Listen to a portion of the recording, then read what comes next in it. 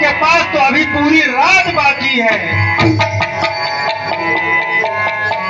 मैं आपको बताती हूँ कि इस रात भर में आप क्या कर सकती हैं।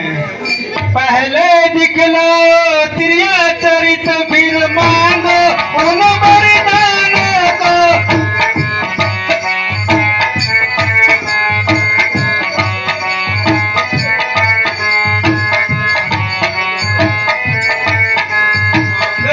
खूब चतुराई से जो मांग सफलता पा जाए।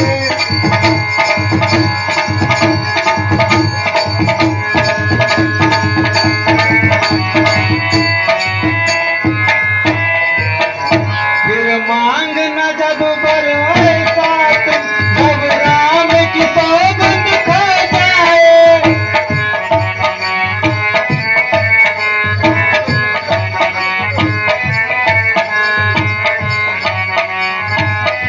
हे रानी, पहले आप अपना तिरिया चरित दिखाना और उनसे अपने वही दो वचन याद दिलाना और मांगना ऐसे जब वो आपकी बातों को मान जाएं और वचन दे दे कि हे रानी बोलो तुम क्या वचन मांगना चाहती हो। और वह वरदान तभी मांगना जब वह राम की सौगंध खा जाए। नहीं दासी, राम की सौगंध कैसे मैं खिला सकती हूँ, वो तो पुत्र हैं। यही समय है रानी, नहीं तो चूक गई तो फिर पछताओगी। ठीक है दासी, सहेली थोड़ा इधर आओ। ये तिरिया चरित्र क्या होता है? तिरिया चरित्र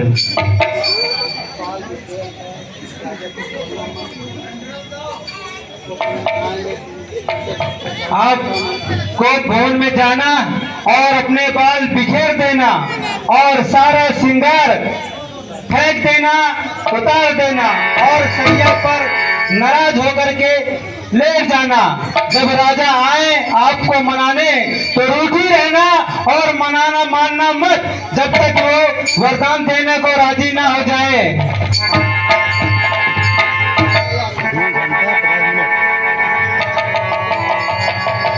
तुम सही कह रही हो।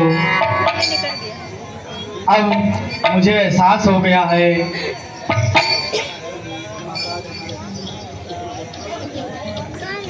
महाराज दशरथ हमारे साथ कितना बड़ा षड्यंत्र कर रहे हैं। वो दो वरदान दे करके भूल गए हैं।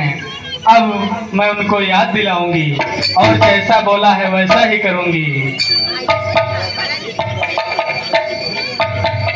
मुझसे भी नया समझा था क्या राम भरत की जोड़ी है, क्या राम भरत की जोड़ी है।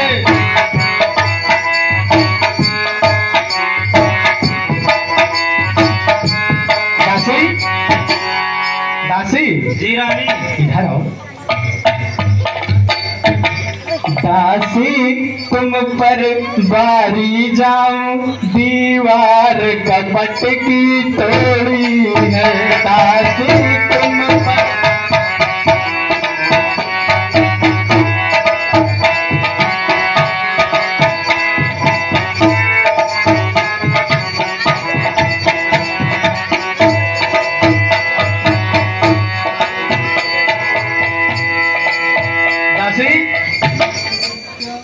जी रानी, क्या मजाल राजा की अधिकार भरत का चोर करे, अधिकार भरत का चोर।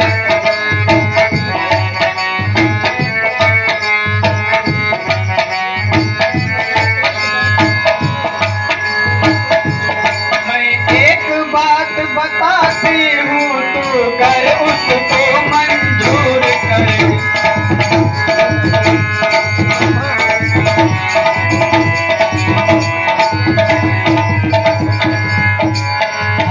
रामचंद्र भी राजकुमार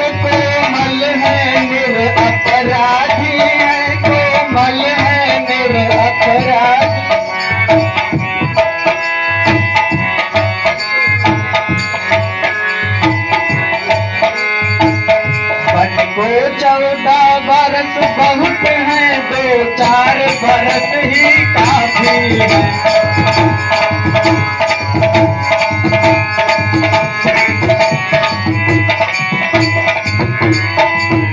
दासी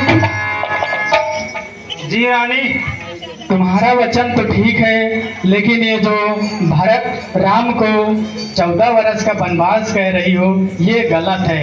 थोड़ा 2-4 वर्ष कर दो। 14 वर्ष कैसे कोई रह पाएगा वन में?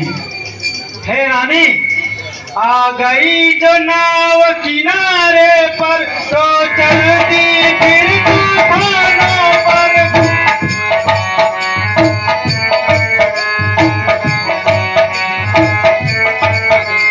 अपने ही अपने मार रही, अपने पैरों को तुम्हारी हो।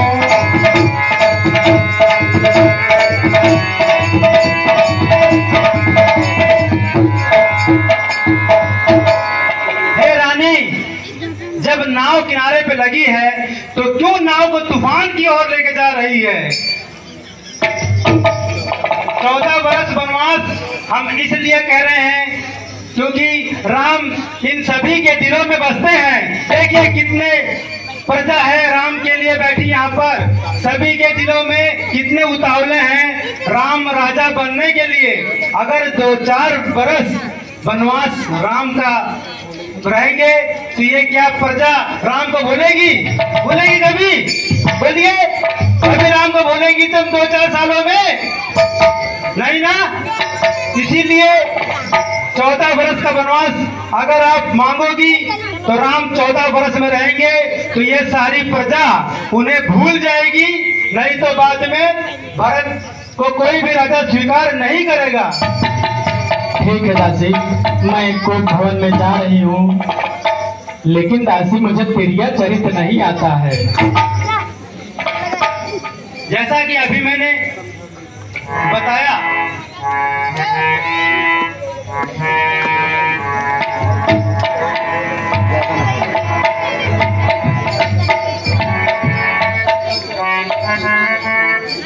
समझा समझा कर हारी में फिर भी बहकी बहकी बातें।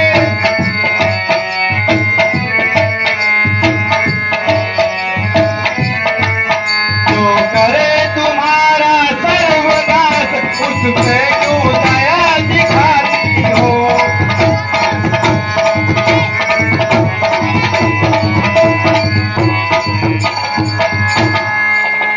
हे रानी, मैं तुम्हें समझा समझा कर थक गई, हार गई। जिसको जो तुम्हारे सर्वनाश का कारण बनने वाला है उस पे तुम दया दिखा रही हो। जाओ कोप भवन और जा करके प्रिया चरित्र दिखाओ, बाल बिखेर दो, सारे श्रृंगार उतार दो और जाओ आराम से नाराजगी में लेट जाओ। यही है प्रिया चरित्र। ठीक है दासी, मैं जा रही हूँ। फिर देखते हैं कैसे राजा नहीं मांगता है। काम कर गई अंत में।